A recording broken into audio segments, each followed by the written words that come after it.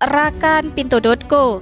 Calon Wakil Gubernur Aceh nomor urut 1 Fadil Rahmi atau Syekh Fadil menyinggung keberadaan Badan Reintegrasi Aceh yang dinilai belum mampu menyejahterakan korban konflik dan eks-kombatan di Aceh. Pernyataan itu dilontarkan Syekh Fadil kepada pasangan calon nomor urut 2 pada sesi tanya-jawab debat kedua di depan Hotel Banda Aceh Jumat 1 November 2024. Mualim sebagai Ketua KPA memiliki kewenangan mengusulkan pengangkatan Ketua BRA. Sejak tahun 2017 hingga 2024, pagu anggaran BRA mencapai lebih dari setengah triliun rupiah.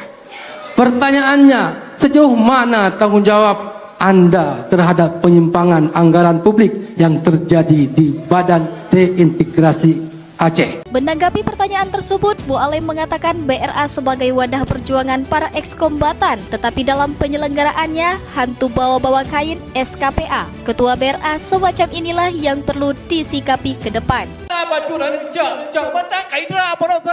Bu Alim mengungkapkan terdapat kesulitan karena adanya perbedaan kepentingan antara Ketua BRA, SKPA, dan Sekretariat. Sinkronisasi yang buruk ini membuat KPA merasa kurang nyaman.